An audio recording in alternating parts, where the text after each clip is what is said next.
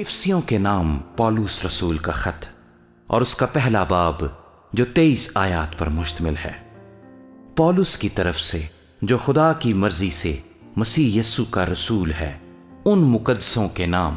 جو افسس میں ہیں اور مسیح یسوع میں ایماندار ہیں، ہمارے باپ خدا اور خداوند یسوع مسیح کی طرف سے تمہیں فضل اور اطمینان حاصل ہوتا رہے۔ ہمارے خداوند یسوع مسیح کے خدا اور باپ کی حمد ہو، جس نے ہم کو مسیح میں آسمانی مقاموں پر ہر طرح کی روحانی برکت بخشی، چنانچہ اس نے ہم کو بنائے عالم سے پیشتر اس میں چن لیا تاکہ ہم اس کے نزدیک محبت میں پاک اور بے عیب ہوں، اور اس نے اپنی مرضی کے نیک ارادے کے موافق ہمیں اپنے لیے پیشتر سے مقرر کیا کہ یسوع مسیح کے وسیلے سے اس کے لے پالک بیٹے ہوں، تاکہ اس کے اس فضل کے جلال کی ستائش ہو جو ہمیں اس عزیز میں مفت بخشا، ہم کو اس میں اس کے خون کے وسیلے سے مخلصی یعنی قصوروں کی معافی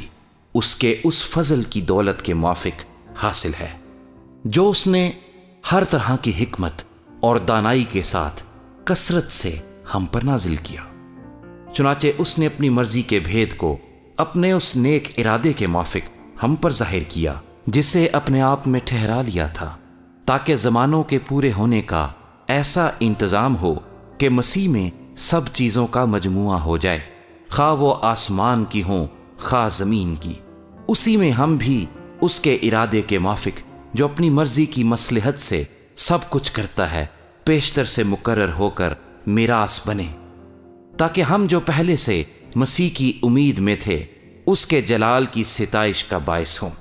اور اسی میں تم پر بھی جب تم نے کلام حق کو سنا جو تمہاری نجات کی خوشخبری ہے اور اس پر ایمان لائے، پاک مودہ روح کی مہر لگی، وہی خدا کی ملکیت کی مخلصی کے لیے ہماری میراث کا بیانہ ہے، تاکہ اس کے جلال کی ستائش ہو۔ اس سبب سے میں بھی اس ایمان کا جو تمہارے درمیان خداوند یسوع مسیح پر ہے اور سب مقدسوں پر ظاہر ہے، حال سن کر تمہاری بابت شکر کرنے سے باز نہیں آتا، اور اپنی دعاؤں میں تمہیں یاد کیا کرتا ہوں کہ ہمارے خداوند یسوع مسیح کا خدا جو جلال کا باپ ہے تمہیں اپنی پہچان میں حکمت اور مکاشفے کی روح بخشے، اور تمہارے دل کی آنکھیں روشن ہو جائیں، تاکہ تم کو معلوم ہو کہ اس کے بلانے سے کیسی کچھ امید ہے، اور اس کی میراث کے جلال کی دولت مقدسوں میں کیسی کچھ ہے، اور ہم ایمان لانے والوں کے لیے اس کی بڑی قدرت کیا ہی بے حد ہے، اس کی بڑی قوت کی تاثیر کے موافق جو اس نے مسیح میں کی جب اسے مردوں میں سے جلا کر اپنی دہنی طرف آسمانی مقاموں پر بٹھایا،